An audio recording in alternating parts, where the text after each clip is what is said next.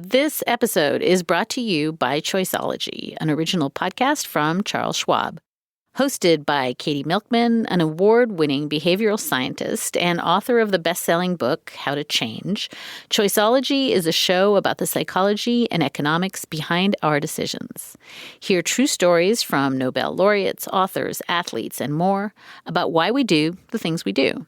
Listen to Choiceology at schwab.com/podcast or wherever you listen.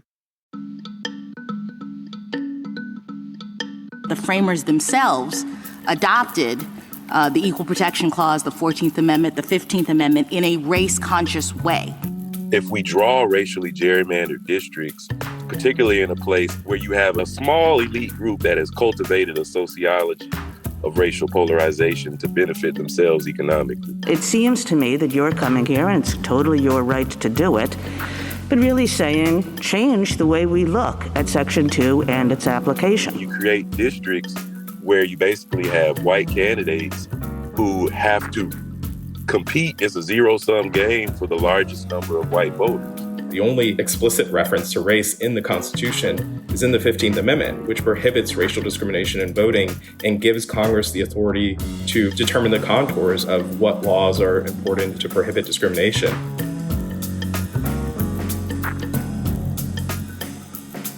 Hi, and welcome back to Slate's Amicus podcast. This is a show about the courts, the law, and the U.S. Supreme Court, which gavelled in the 2022 term this past Monday. I am Dahlia Lithwick. I cover the High Court and the law for Slate magazine. And I also wrote the brand new book, Lady Justice, about women, the law, and how it saves us, but also quite the opposite. And I wrote about the lawyers who try to bend that seam toward justice. Today, we're going to celebrate the opening of the new term by taking you into two of the oral arguments heard in the court just this past week, a challenge to the Clean Water Act and a fairly existential debate over Section 2 of the Voting Rights Act. Maybe to the extent there's a hot take here at all, it is that Justice Ketanji Brown Jackson is decidedly not going to be sitting around waiting to jump into the fray.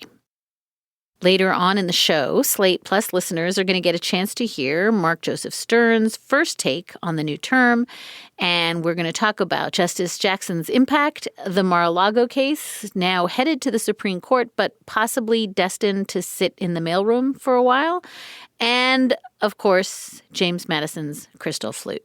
If you're not a Slate Plus member, go to slate.com/amicus plus to find out about all the benefits of membership, which include ad-free versions of all of Slate's shows, bonus content like my conversation with Mark, and specials from other shows like Political Gabfest and Slow Burn. And Slate Plus members never hit a paywall at slate.com. And Slate Plus members support the work that we do here on the show and at the magazine, and for that we are truly, eternally grateful. So check it all out, slate.com/amicus plus. But first, the magical shrinking Voting Rights Act. A pair of hugely important cases were argued on Tuesday morning, probing an Alabama racial gerrymander. The cases were argued together as Merrill versus Milligan and Merrill versus Castor. This is the set of cases that puts whatever seems to be left of Section 2 of the Voting Rights Act squarely onto the chopping block. The state of Alabama was in court on Tuesday arguing for congressional maps that allow black voters in Alabama to elect their preferred candidate in only one of the state's 7 districts, that is to say 14% of those districts, even though black voters make up about 27% of the state's population. Two different sets of plaintiffs argued that those maps violate the Voting Rights Act's prohibition on race discrimination in voting. I'm joined this week by Evan Milligan and Deuel Ross. Evan Milligan is executive director at Alabama Forward, a statewide civic engagement network working to advance democracy. And his is one of the groups that filed a lawsuit challenging redistricting in Alabama. Deuel Ross is a senior counsel and director of professional development at the NAACP Legal Defense and Education Fund. He argued one of the cases at the Supreme Court this week. So maybe we'll start with you, Evan, and I'm going to ask you to pan back and explain how we got here in these maps, but also I think it requires explaining a little bit about your own work and also how this fight centers on what is known as the state of Alabama's Black Belt and its history and political context as part of the larger story. Sure. And thanks for having us. So I guess I could give some backstory on some of the advocacy work that we were doing last year. But before I say that, Deuel and the staff there at LDF, we met them in the midst of outreach work we were doing all last year. We're a membership-driven organization at Alabama Forward. We have over 30 nonprofit advocacy groups that do everything from statewide work to very local grassroots work. And they were overwhelmingly resolute that in 2021, they wanted our organization to really be digging into redistricting. Once the census data was released in August, the Alabama State Legislature's Apportionment Committee is the state body that's responsible for basically navigating through redistricting and producing a map for the legislature to vote on. So they had a notes and comments period after the data was released. And we were just really trying to encourage folks in our network and just neighbors and people who listen to our organizations to show up, to provide sample maps, to provide examples about their understanding of the communities of interest in their locations that needed to be protected and not separated. Once the special session was called by our governor to bring all the legislatures back to Montgomery, our state capital, and just focus on getting a redistricted map passed for Congress, State House, State Senate, Board of Education. We were also active there with making sure that certain testimony got on the record and making sure that sample maps that we felt reflected commitment to the Voting Rights Act were submitted to the legislature as well. And that's really where we got to know LDF even more closely as we were dealing with the special session.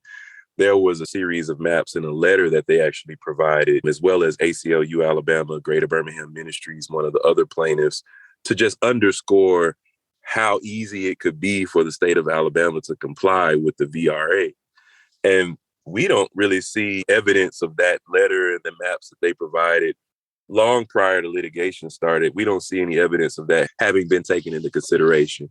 So obviously the state legislature passed, they voted in favor of the congressional map that is currently the map under the current election. The governor signed it. And then that's when we agreed to join the suit and file the suit.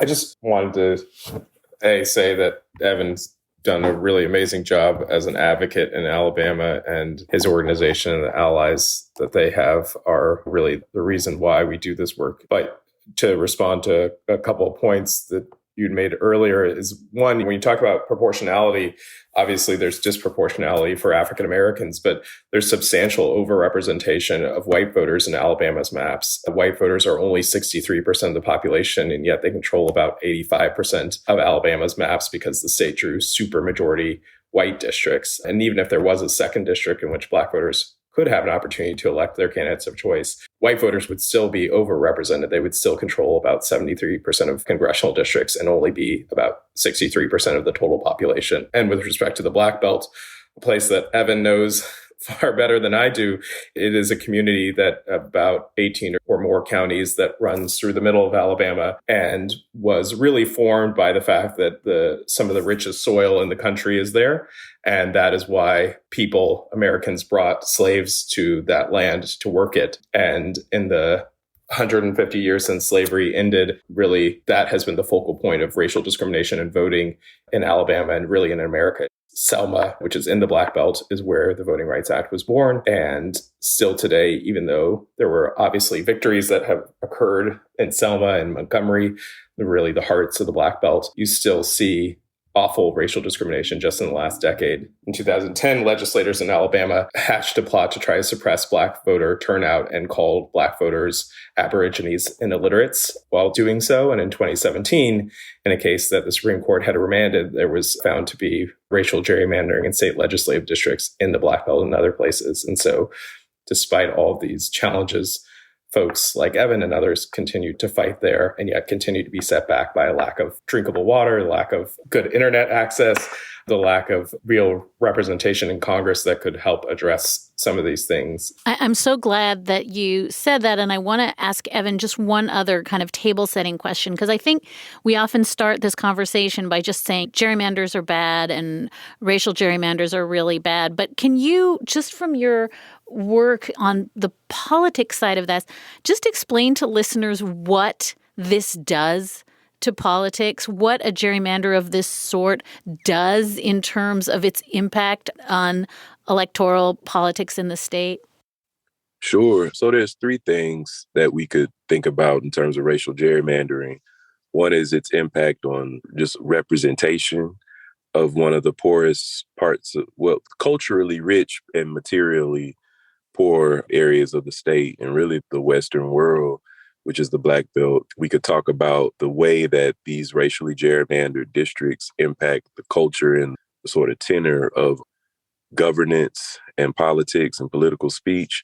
And then also just talk about traditions of leadership development. So starting with representation, if the Black Belt as a region from the Mississippi border to the Georgia border is a collection of over 20 counties.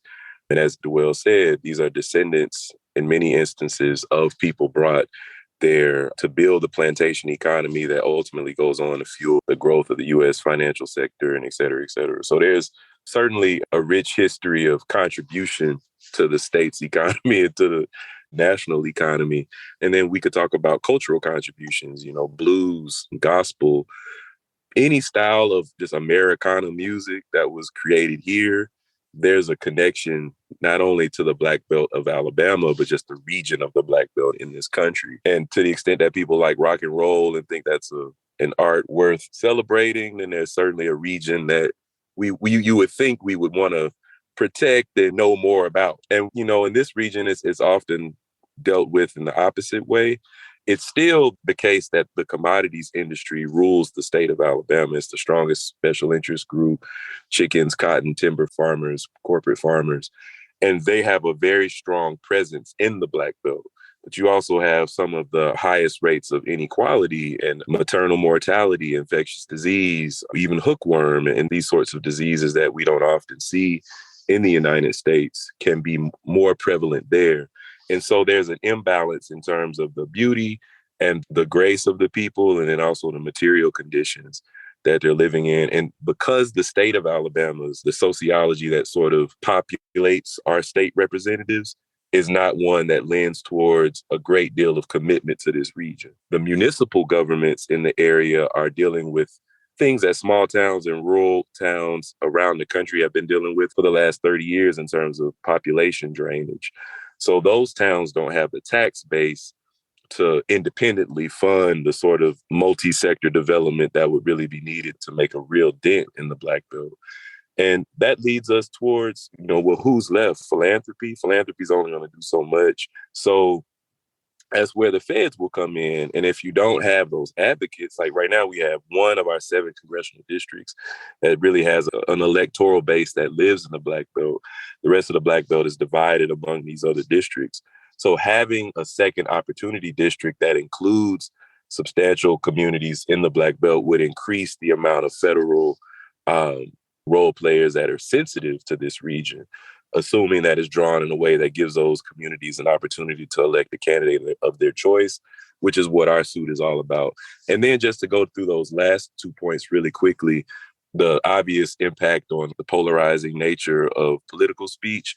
If we draw racially gerrymandered districts, particularly in a place where you have a small elite group that has cultivated a sociology of racial polarization to benefit themselves economically, then you create districts where you basically have white candidates who have to compete. It's a zero-sum game for the largest number of white voters. They know that if you're in that district, non-white voters don't give you a competitive advantage just because of how the district is drawn. So, where are white voters in Alabama consuming information? What's driving their thoughts? And at this particular moment, the answer that the candidates seem to be coming up with is that they have to really compete with talking points that are often more extreme. And so if they have to do that to get to the primary, and the district is drawn in a way where whoever wins a certain primary is going to win the general, then now we have ideas and representatives coming into mainstream political bodies with a certain speech and a certain tone that is not really conducive towards building multicultural democracy. And then the last part is just in terms of leadership development. If we think about the movie Selma or anything that you've read and thought about in terms of the Voting Rights Act, you have these decades of, folks that are at that point, they were 4 generations, maybe 3 generations removed from enslavement. And you have folks doing really sacrificial organizing and putting themselves and their families in harm's way. That culminates with Bloody Sunday. They don't go across the bridge, then come back in the Selma to Montgomery March, and shortly thereafter, the signage of the Voting Rights Act. But that narrative, it's not just about that one moment. There's a continuous thread of that type of leadership development that happens in our communities. And by stunting the ability of Black voters in these communities to choose a candidate of their choice, not only does it disincentivize some of the brightest and most selfless leaders to stay and to build families in their home communities, but it also robs the voters of a chance to develop the political discernment needed to really go from, okay, here's how I calculate my loyalties for city council or local school board, but here's how I need to scale up if I'm thinking about how to influence the outcome of a congressional election. And without being placed in that type of situation to make, informed decisions about representatives, we don't have the opportunity to develop that political discernment and just really have a broader scale of the map. So all of those things play out when we're talking about racial gerrymandering. We will be back in just a minute after some words from our wonderful sponsors. But before we do that, I wanted to let you know that my book, Lady Justice, Women, the Law, and the Battle to Save America, published by Penguin Press, is available wherever you buy books. And we're going to pop a link in the show notes for today's show. I also wanted to let you know that Lady Justice is available as an audiobook and that Slate has an audio bookstore where you can buy it. You can get a 25% discount when you go to slate.com/justice and enter promo code Amicus. That's slate.com/justice and enter promo code AMICUS. And thank you for supporting the Pink Book About the Law that thrillingly became a New York Times bestseller and Oprah's #1 pick for nonfiction this fall. Amicus is supported by First Republic Bank. When you own a professional service business, client satisfaction is your #1 priority. So when it's your turn to be the client, shouldn't you get the same kind of treatment? First Republic shares your commitment to extraordinary service. That's why you'll be paired with a dedicated business banker who has the experience and expertise to serve the unique needs of your industry, whether it's accounting, law, healthcare, you name it. They'll take the time to get to know you and your business, recommending just right solutions and responding quickly to your requests. And since they'll act as your single point of contact, you can reach out directly to them by phone or email, even through their secure app. That's right. No phone trees or customer service centers. Don't have time to leave your clients? They'll even come to you. This is the banking partnership you and your team deserve. Visit firstrepublic.com today to learn more. That's firstrepublic.com, member FDIC, equal housing lender. This episode is brought to you by Choiceology, an original podcast from Charles Schwab. Choiceology is a show all about the psychology and economics behind our decisions.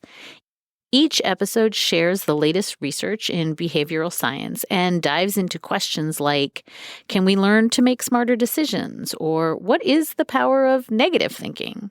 The show is hosted by Katie Milkman. She's an award-winning behavioral scientist, professor at the Wharton School, and author of the best-selling book, How to Change.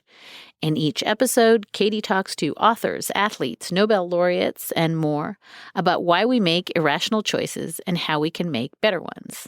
Choiceology is out now. Listen and subscribe at schwab.com/podcast or find it wherever you listen.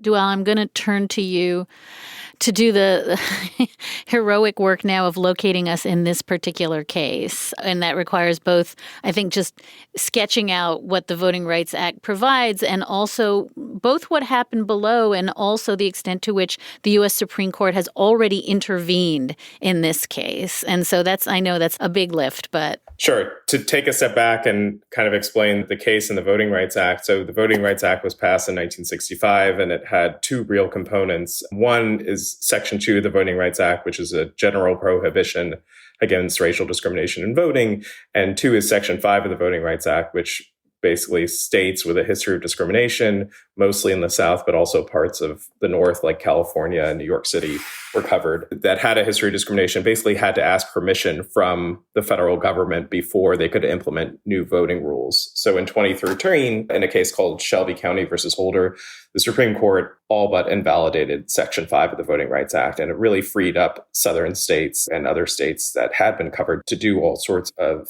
gerrymandering, passing voter ID laws, cutting back on early voting, all things that they would have been hard-pressed to do when Section 5 was in effect. And one of the things the Supreme Court said in Shelby County in 2013 is, we don't have to worry about the fact that Section 5 has been weakened. We still have Section 2, and you can use that to stop discriminatory maps, discriminatory voting laws before they go into effect. And so that is what Evan and the other plaintiffs sued under.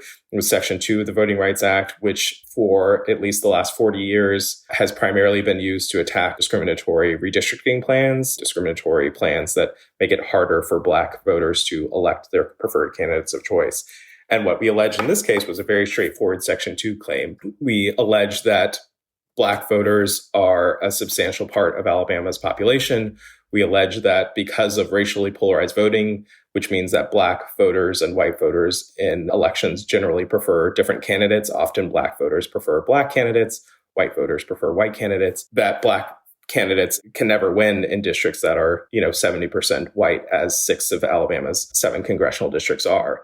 And it's not just proving that disproportionality, it's also showing that it's possible to draw an additional district that's reasonably compact. It's also showing some of the things that Evan was talking about, not just racially polarized voting in general elections, but also in Democratic and Republican primaries. Even in the 2016 Republican primary, Ben Carson got only a small handful of votes from white voters in that election. And it goes beyond simply Democrats versus Republicans. This is really an issue that is specific to the Black voters and racial discrimination. And so we had to prove not just this disproportionality, but that racial discrimination in all sorts of areas, in voting and education, and racial appeals, like congressional candidates saying that there's a war on whites in Alabama, saying that the Reconstruction amendments basically destroyed American families, all these things that we had to show to prove a violation. And 3 judges, 2 of whom were appointed by President Trump, one of whom had been appointed by both President Reagan and President Clinton,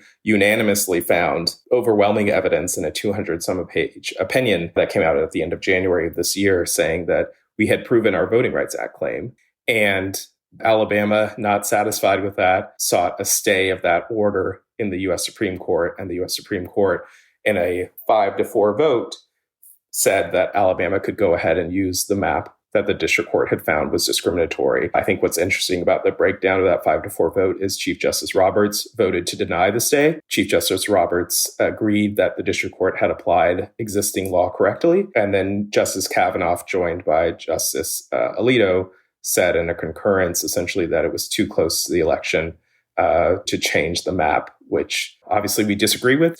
The decision came out in January. The election wasn't until at least 3 months away. But one thing Justice Kavanaugh said in his concurrence was that there's basically a 50-50 chance of plaintiffs could win and defendants could win. And we will see how it goes in oral argument in the fall. And so that is what we just finished this week. I do wonder if one of the two of you wants to explain. I think one of the things that was so complicated at oral argument was trying to understand what Alabama's Solicitor General Edmund LaCour was even asking for the new test to be. And I'll play some audio. Here's Elena Kagan. What strikes me about this case is that under our precedent, it's kind of a slam dunk. If you just take our existing precedent the way it is, and the 3 judges below all found this. The 3 judges below said This is an easy case. It's not one of the hard ones. It's not one of the boundary line cases. It seems to me that you're coming here, and it's totally your right to do it, but really saying change the way we look at Section 2 and its application. And I wonder if one of the two of you wants to help me think through, because it was very slippery, what it is that Alabama wanted to see happen here. Do you want to take that, Deuel, and then we'll give it to Evan? Yeah, I think the issue is that because the case is such a slam dunk under existing precedent, what happened with Alabama's briefing is that they made a number of arguments. So they argued in part that the Voting Rights Act was unconstitutional. They argued that the Voting Rights Act doesn't apply to congressional redistricting. They argued that, essentially if Alabama can come up with any facially neutral rule, that the law should be upheld. But all of those things, the court has said as recently as this year that the Voting Rights Act does apply to redistricting, that the use of race to remedy Voting Rights Act violations is constitutional, and that merely being aware of race and redistricting doesn't violate the Voting Rights Act. And so I think that the trouble that even Justice Alito seemed to be having is to sort of pinpoint down Alabama what exactly their arguments were. And it seems to be what they were hanging their hat on is this idea of facially neutral justifications for their map. But really, that is not the rule. If it were the rule that you could come up with some facially neutral justification for a discriminatory law, then that would allow things like literacy tests, right? There's a facially neutral justification for a literacy test, but we know it had really devastating results on Black representation. And here, what Alabama's proposal is that they want to rely on core retention to say that they've always drawn these maps the same way since 1972. The Voting Rights Act was amended in 1982 because states had drawn their maps in a way that locked Black voters out of the political process. And so it has always been about changing the way in which states do business, not about letting them continue to do the same thing. And I think even Alabama's reliance on core retention is deeply suspect, because in 1972, George Wallace was the governor of Alabama. In 1972, Alabama was engaging in other forms of overt discrimination. And it was only in 1972 that Alabama split one of the communities that were trying to connect Mobile from the Black Belt in a way that really depressed Black representation and created these supermajority white districts in the first place, just as Black voters were beginning to register and vote in the years after the Voting Rights Act. Evan, do you want to add anything to what Deuel just said? It seemed at points like we were hearing Alabama say, as long as it's not shouted from the rooftops that this is being done with racial animus,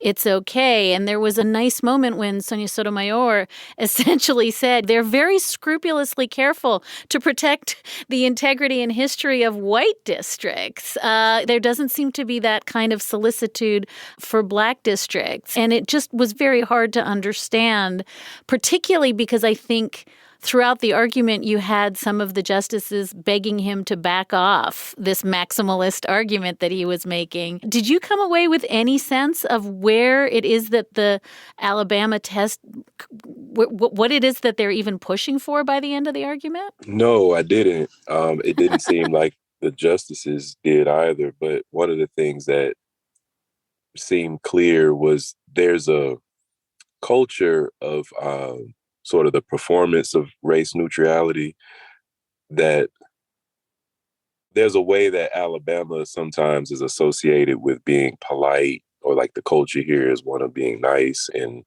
welcoming of strangers and things like that.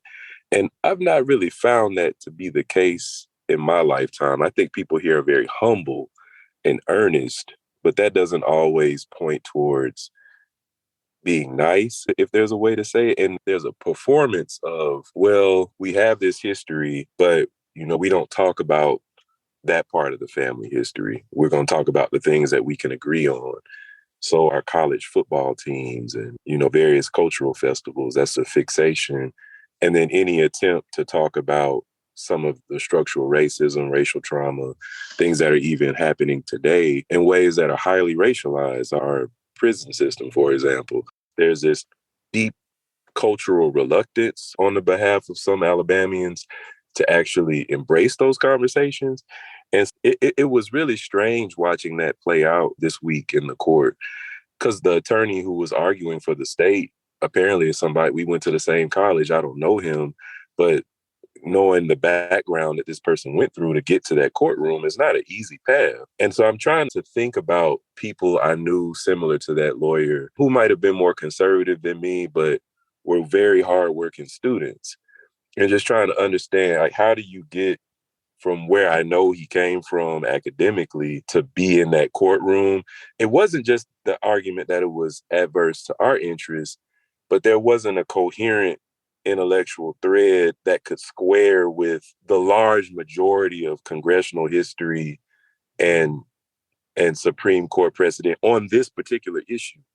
So the state would have needed to have really come aggressively with a worldview and a theory that they felt fully flat-footed behind.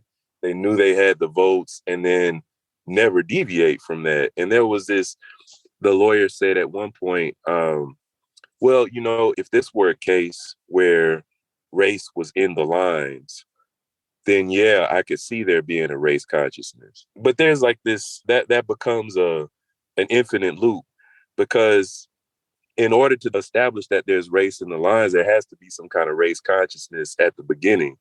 But if we're saying that we have to be race neutral at the beginning because of then you never can establish. So when do you establish the need for an intervention? And I felt like you're showing in real time why this test that we have currently is the right test and why the state of Alabama failed it.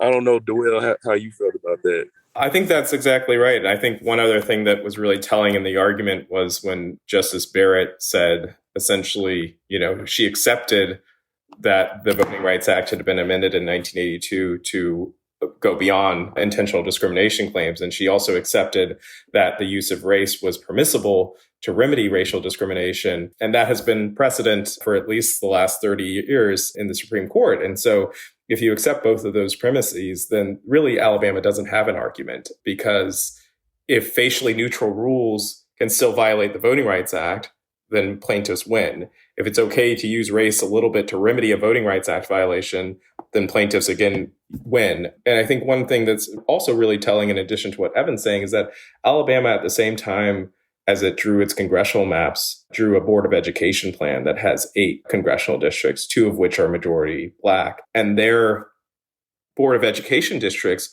look very similar to the proposed districts that plaintiffs are offering in this case. They connect Mobile to the Black Belt, something that Alabama did for 100 years before 1972. That doesn't present any problems, but Alabama suddenly has an issue essentially adopting its own Board of Education map for Congress. One other thing that I think is really important that Evan had pointed out with respect to representation is how this plays out in real time. As I said, the Black Belt has real issues with a lack of proper sanitation, lack of drinkable water, a lack of internet access, all things that were recently dealt with in a bipartisan bill that Congress passed last year, the bipartisan infrastructure bill. And yet the only representative from Alabama who voted for that bill was Congresswoman Sewell, who represents the majority Black district. And I think that's really telling that the Black Belt is split up right now into 4 congressional districts, and only one person from that delegation voted for a bill that was bipartisan and that would bring real resources to the Black Belt. To this point that you made, Deuel, at the beginning about how first there was Section 5, then they took away Section 5, but they promised Section 2, but then they took away Section 2, but they didn't take it away for vote dilution, but now they are. And here's Elena Kagan, saying all of that. In recent years, the statute has fared not well in this court. Shelby County looks at Section 5 and it says, no, Section 5, we don't need that anymore. And one of the things it says is we have Section 2. And then Brnovich comes along, and that's a Section 2 case. And the court says, you know what, Section 2, they're really dilution claims. This is a denial claim. And so we can construe that very narrowly. But of course, there's just all these cases that are dilution claims. That's really what Section 2 is about. And now here we are, Section 2 is a dilution claim. This, the classic Section 2 dilution claim. And you're asking us essentially to cut back substantially on our 40 years of precedent and to make this too extremely difficult to prevail on. So what's left? And then there's this astonishing moment when Justice Ketanji Brown Jackson, in her first week on the bench, above and beyond, I think her just explicitly calling out the court on purporting to be upholding the Voting Rights Act while it is gutting it from the inside out. But then there's this extraordinary turn, and I think it's probably the moment everyone was talking about, when Justice Jackson lifts up the actual language from the reports around the 14th Amendment to say, what are you talking about when you say this is a race-blind project? And I want to play the audio for you because it's really remarkable in several respects. I understood that we looked at the history and traditions of the Constitution, at what the framers and the founders thought about. And when I drilled down to that level of analysis, it became clear to me that the framers themselves adopted the Equal Protection Clause, the 14th Amendment, the 15th Amendment in a race-conscious way. That they were, in fact, trying to ensure that people who had been discriminated against, the freedmen, during the Reconstruction period, were actually brought equal to everyone else in the society. So I looked at the report that was submitted by the Joint Committee on Reconstruction, which drafted the 14th Amendment. And that report says that the entire point of the amendment was to secure rights of the freed former slaves. The legislator who introduced that amendment said that, quote, unless the Constitution should restrain them, those states will all, I fear, keep up this discrimination and crush to death the hated freedmen. That's not a race-neutral or race-blind idea in terms of the remedy. And I just wonder if either of you or both of you just wants to react to this amazing moment of the first African-American woman justice using actual text and history, right? This is the Federalist Society, the conservative legal movement's project to refute the claim that this is a race-blind enterprise. Yeah, I definitely think that we often talk about the Constitution and forget that we actually had a second founding after the Civil War. This will go back a long time, but I remember in middle school, a student was talking about the greatness of our founding, and having my middle school teacher a long time ago saying well, we fought a civil war because the first draft of the Constitution didn't work, right? And we had to add a 13th, 14th, and 15th Amendment to ensure that Black people and other people of color and women and everyone who was left out could be included in the Constitution. And I think that's exactly what Justice Jackson was correctly pointing out. The only explicit reference to race in the Constitution is in the 15th Amendment, which prohibits racial discrimination in voting and gives Congress the authority to, determine the contours of what laws are important to prohibit discrimination. Here you have it, the 13th, 14th, and 15th Amendment are really staring you in the face and saying, this is what is prohibited, and Congress has the right to enact laws to justify the contours of what rights should be protected. And I'm glad that Justice Jackson made that point. And I want to congratulate you on arguing at the court. That's a hairy proposition on the best of days. But I want to give Evan a chance to kind of, you were talking about this loop of you're perpetually in a world that is imprinted by race and constantly being told, now we're going to set the clock on everything goes to race neutral. And I wonder if you had some sense walking out of that argument that at minimum, everybody in the room understood that to suggest that the 13th, 14th, 15th Amendment or the Voting Rights Act were supposed to be race-blind propositions was just ahistorical and completely refuted by Justice Jackson. Yeah, that was an amazing moment just to witness. And I was wondering as it was happening, how it was striking so many people in the courtroom, at Deuel's table, at the Alabama table.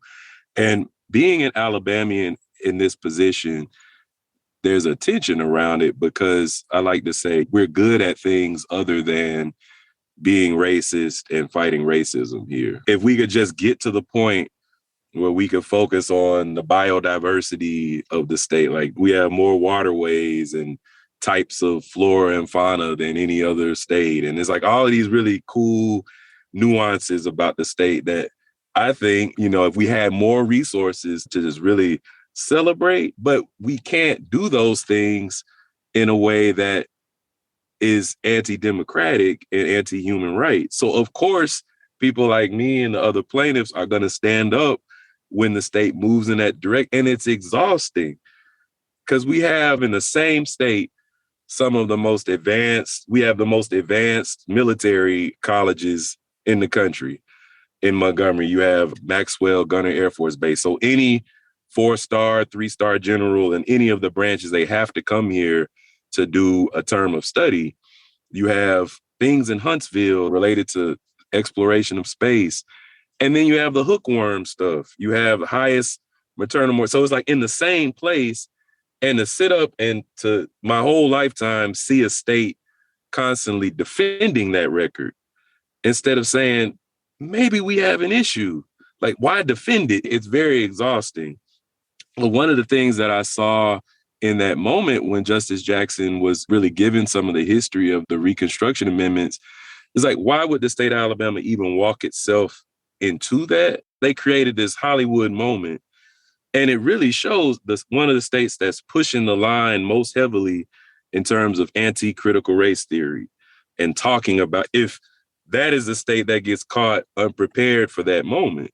And I wouldn't say that this is the case for that legal team, but it's just telling that there was a window that was left open for her to educate that entire courtroom. The state could have just, precluded that by referencing some of the history and then saying, but this, and qualifying it, saying this is how this is different. But to have no response on the front end anticipates this idea that, well, this won't even be brought up. Why are people that comfortable when it's only the 13th, 14th, 15th Amendment? Like, why wouldn't you presume at least one justice would have a question about that? It's because this sociology of, well, we don't talk about that because it discomforts me. But there's rich history and personal growth that can come not only for school children, but for professionals, clearly, when we have to confront these sorts of topics and really look at where our institutions come from. The reluctance to do that is a huge disservice to the very people that they are being paid to serve. And so I felt both of those things in that moment.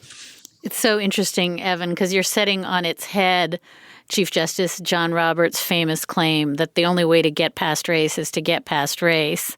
And I love what you're saying, which is there's actually an amazing and powerful and healing way to get past race, but it doesn't come by fiat from the Supreme Court telling us to get over it. This is the exact backward way of doing the work. And I think that the work that you both did and the work that a lot of the justices did to make that point really visible, not just inside the court, but to all the people who were listening to arguments, on C-SPAN in their cars, I think is a really essential project right now. So I cannot thank the both of you enough for joining us. Evan Milligan is executive director at Alabama Forward. It's a statewide civic engagement network working to advance democracy. And this was one of the advocacy groups filing a lawsuit challenging the redistricting in Alabama. Deuel Ross is senior counsel and director of professional development at the NAACP Legal Defense and Educational Fund. He argued part of this case at the Supreme Court. I cannot thank you enough for your time, and I look forward to hearing that maybe things are going to change because of the exact conversation that we are having today. Thank you. Thank you. Thank you again for having us. We are going to take a short break. Support for this podcast comes from Wise, the universal account made for moving money around the world. 170 countries, 50 currencies, one account. Who exactly is Wise made for? It's made for Austrians uprooting to Australia, Swedes safarying in South Africa. It's made for business in Tokyo and pleasure in Miami. With Wise, you can send, spend, or receive money internationally all in one account.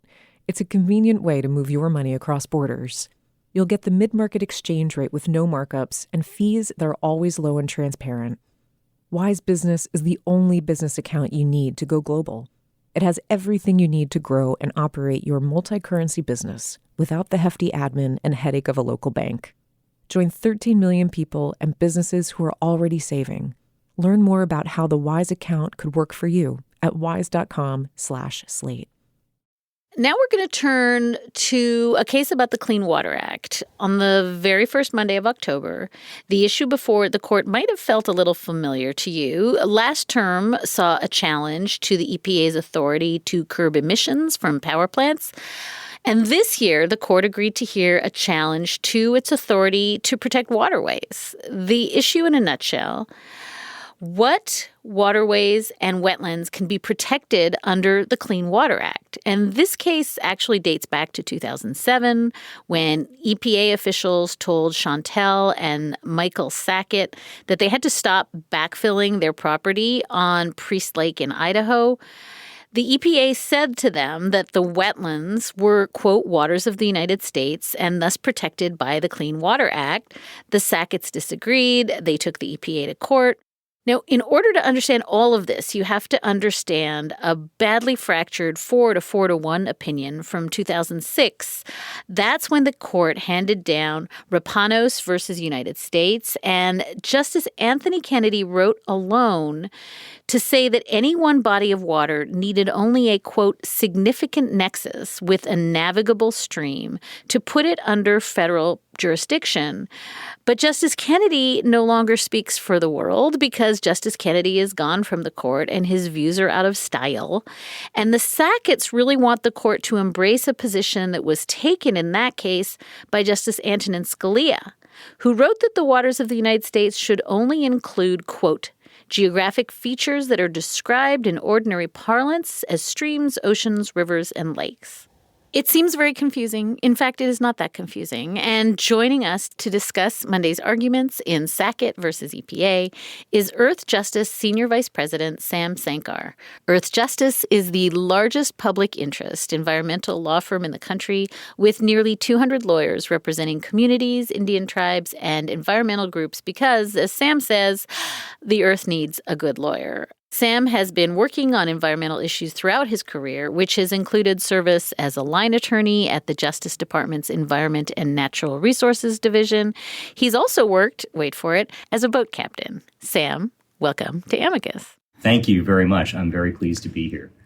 You're just going to have to tell us the boat captain story. Sorry. Long ago and far away, I graduated from college and I went to work at a Boy Scout scuba diving training facility down in Florida. And I had worked at a marine laboratory over a summer and had run one of their boats. And so I had a captain's license, and the Boy Scouts were only too happy to get this random former Eagle Scout who had a boat license to run their dive boats for a while. And that was right before Hurricane Andrew, which was the last giganto hurricane to hit that area. And so Hurricane Andrew ended my career as a boat captain and sent me off to use my other skills as a machinist, as it turns out. So that's how I supported myself for a while. I'm only obsessing on this, of course, because it seems as though part of the Sackett's argument is, and I'm going to date myself, but I know you will understand, that unless you are Captain Stubing driving the Love Boat through a body of water, it cannot be regulated. And so I love that you were Captain Stubing from the Love Boat in a prior life. But maybe let's just start with you telling me, Sam,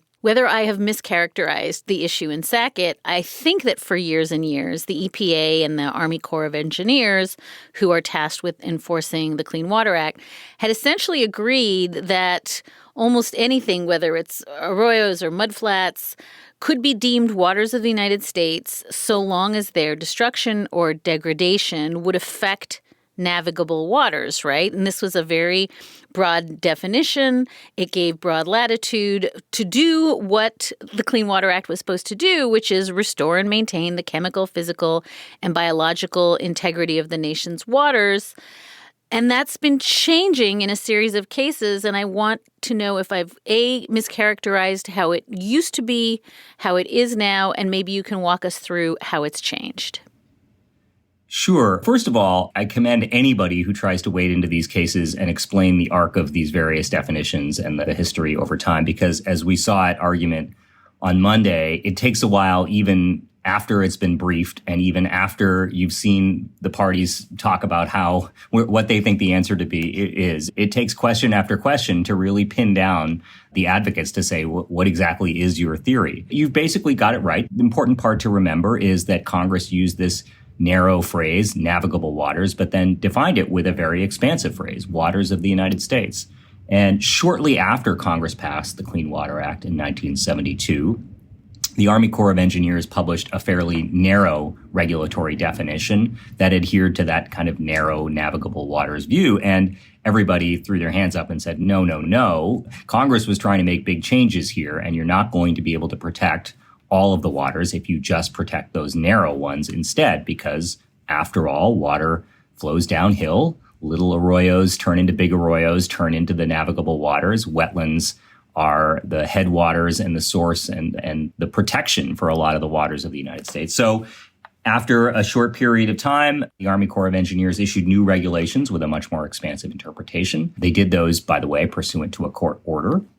And this whole time, of course, various industry groups were very concerned about this, and they were lobbying like mad in Congress to get Congress to rewrite the Clean Water Act and make it more narrow. Instead, Congress in 1977 actually amended the act in a way that the court has acknowledged ratified the Army Corps' new regulations. And ever since then, there's been this back and forth between, in my view, the science and the purpose of the act that you described, chemical, biological preservation of our nation's waters, and the science telling you what you need to do to get there, and a thread of deregulatory and very much industry-funded advocacy to say, oh no, it's this narrowest possible bright line definition.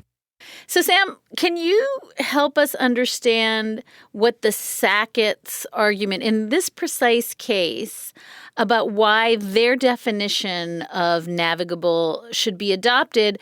And I guess it's as simple as, again, tell me if I'm being unfair, their property is not, in fact, quote, adjacent to a lake that is located about 300 feet from their land, because there's a road between the two. And as I understand it, also the road is built over what would have been water.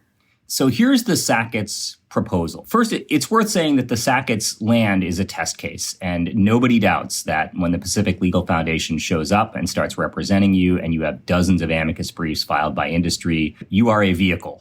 You are a vehicle for a campaign. So the Sackett's argument is that their piece of land, which is 30 feet from a stream and 300 feet from the lake, is not covered by the act because it is not, quote, adjacent. Now, that word adjacent was a football that a lot of the justices and advocates kicked around pretty hard on Monday. The Sacketts say that adjacent means touching. It means visually indistinguishable. Adjacent means, as they described, if you wade out from the wetland, you just get into the water and you don't quite know when you're out of the wetland and into the water. Moreover, when they talk about that water, they think of that water. And again, as I understand it, it really actually was quite difficult to appreciate from argument. But as their position appears to be, that water has to be traditionally navigable. That water has to be something that Captain Stubing can sail the Love Boat down. And if not the Love Boat, at least some sort of smaller boat. That's their position. Now, the trick with that position is that, as even Justice Kavanaugh and several others pointed out, geez, adjacent in the dictionary, which of course is the magic tool that the textualists use for everything. Adjacent in the dictionary doesn't just mean next to. And even those justices who grew up very far away from the Western water said, is an apartment building, I think Justice Kagan said, is an apartment building adjacent to another one if there's a street in between? And that question about adjacency became super important at arguments. So the Sacketts are saying, number one, we're not adjacent to Priest Lake, which we concede is a navigable water. And it's not good enough to be adjacent to this little stream that's just 30 feet away, separated by a road. That's basically their position. And I guess this brings us to, as you said, some improbable support from justices like Kavanaugh, a lot of justices who seem to feel that perhaps the Sackett's position was going too far. Does that signal to you that maybe this very maximalist view is too much even for some of the conservatives on the court? I hope so, is the short answer. There certainly were questions from Chief Justice Roberts, from Justice Kavanaugh, and to some extent from Justice Barrett that signaled that they were a little nervous with this expansive position, which is, fundamentally the Justice Scalia position from the Rapanos decision that you mentioned in 2006. In particular, Justice Kavanaugh said, 7 presidential administrations have said that adjacent wetlands are covered even if they are separated. Even the Trump administration would have covered wetlands that were separated by berms or barriers or roads. And that's a tough question when Justice Kavanaugh asks you, how come you are on a more deregulatory interpretation of the Clean Water Act than the Trump administration is? So I think that there is some concern among those justices, and I'm pleased to see that because it means that they are at least grappling with the text and the purpose of the act and the years of regulation in between, instead of doing what Justice Scalia did in Rapanos, obsessing about whether water or waters was plural and saying I can figure it all out from there. Whether that kind of traditional legal analysis, the thing that judges are supposed to be doing, is what drives their decision-making in this case, or whether it's actually the ideological agenda that many of them brought to the court, is going to be important. And we'll see in the opinion. And as you know, it's a long way from argument to an opinion, and I don't want to read tea leaves too much. But I do think that there's a chance that what they saw at argument and what they read in the briefs leads them to be a little bit careful in this.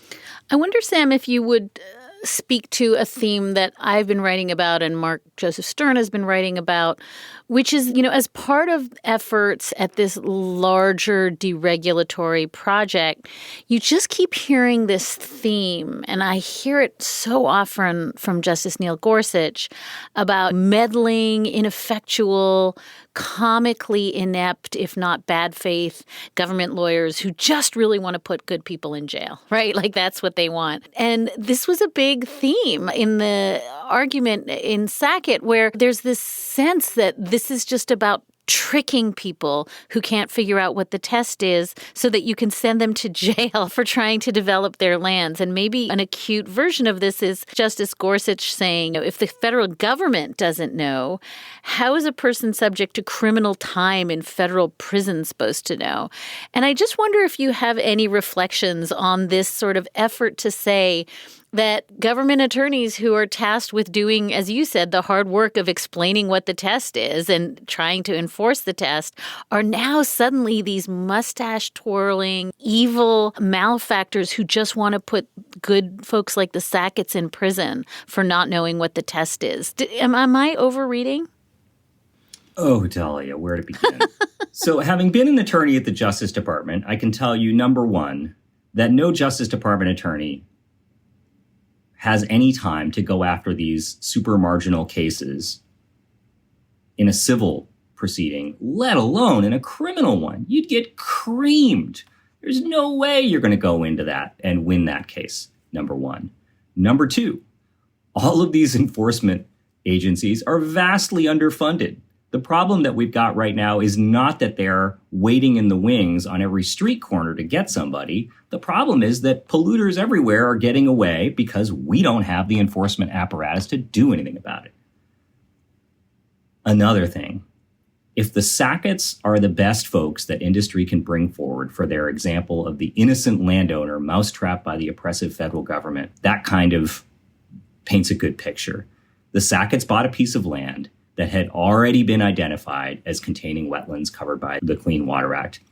The prior owners had been told that in an official determination. The Sacketts own an excavation and construction company. They used their own excavation and construction company to dump 1,400 cubic yards of gravel onto this. If you look at the pictures in the joint appendix, you can see potentially why they didn't go out and ask for another determination, because it was pretty obvious that this stuff there's standing water all over the place. And the reason the jackbooted thugs of the federal government showed up is because the neighbors called and said, hey, these guys are filling in a wetland on this pristine lake. Can't you all do something about this? This is a problem. So I think this characterization is really unfair and wrong. It is one that is absolutely being pushed by a set of industry and right-wing interests, and it has no real relationship to what's happening on the ground. Over and over, a couple of the conservative justices asked questions making it seem as if there was no way a landowner could find out for themselves what was going on, when over and over, the government attorney said, you can get a free determination from the Army Corps of Engineers. They come out there and they tell you. And if you don't like that determination, you can sue about it. You can go to federal court and say they're wrong. And even if they say it is a wetland, that doesn't mean you can't develop. It just means you need to get a permit. So this really frustrates me. I'm sorry to go on for so long, but this whole line of philosophical argument just doesn't match up with reality. Yeah, no, and I think it's such a theme. And as I said, you've written really eloquently about this larger deregulatory project and, an effort to just somehow make it seem as though every time the government takes action to protect our environment, they're immediately cast as bad actors. But I guess I'm thinking about, you clerked for Sandra Day O'Connor. I'm really struck by Ketanji Brown Jackson's voice in this argument. Actually, just straight up reading text, like doing the conservative legal movement's work of reading the statute. And I wondered if you have any thoughts about this newest justice. It's in so many ways a striking moment, the first African-American woman, but also really interesting to have a fourth woman on the Supreme Court. And I can't help but wondering what you think in any global way, Sam, what Sandra Day O'Connor would be thinking about Ketanji Brown Jackson's performance this week, her first week at the court. What was great to see is that Justice Jackson came out of the gates asking questions about what Congress was trying to do with this law. What was the purpose of the law? And that's a very Justice O'Connor inquiry. Oh, God, Justice Scalia, you're off there with the commas and the plurals. And Justice Thomas, you're looking at what happened in 1743. And here I'm reading the law and seeing what the context was when Congress passed this law. The rivers were on fire. We were losing 450,000 acres of wetlands a year. They were trying to do something about that. So how do we read these words, which, as Justice O'Connor, one of the only former legislators on the court, she knew that the legislation is not perfect, it's inartful, and the words aren't always perfect. So she tried to give meaning to the goals of the statute. It's great to see Justice Jackson ask that. The other thing that's very O'Connor-esque, or potentially very O'Connor-esque about this case, brings up parallels to the Maui County case that Earth Justice argued a couple of years ago, where once again, it was a Clean Water Act case where the industry interests and the Trump administration were pushing this very tight, bright line rule for where Clean Water Act jurisdiction essentially ends. And in the end, Justice Kavanaugh and Chief Justice Roberts went kind of O'Connor-esque. They said, it's really hard to write these bright line tests. We're going to hand it to the chief of the balancing test, and now that Justice O'Connor's gone, Justice Breyer. And Justice Breyer wrote this opinion, said there's lots of factors. You have to consider these things. And we want agencies to write good rules. And we need people to recognize that effectuating these acts is sometimes a little messy, and there are line drawing problems, and we do the best we can. So my hope is that enough of the conservative justices see the light in this case, as they did in Maui, to recognize that precise line drawing isn't easy and that you should rely on science. That would be a very Justice O'Connor result. And I think that would be a great result. And does their ideology take over? And do they say, we're going to do a bright line test even if it's not quite right? We'll see. And Sam, before we say goodbye, I think I want to ask you, because we've just had a pretty arcane conversation about statutory interpretation and about text and about fighting about what the Clean Water Act means and does. But can you just give us a sense of what happens if the Sacketts prevail or this view of the Clean Water Act prevails? What's the real life impact going forward? Well, as Justice Kavanaugh himself said, this is not just about this little wetland. It's about a lot more, and a lot more to the tune of 45 million acres of wetlands that could lose protection under the Sackett's interpretation.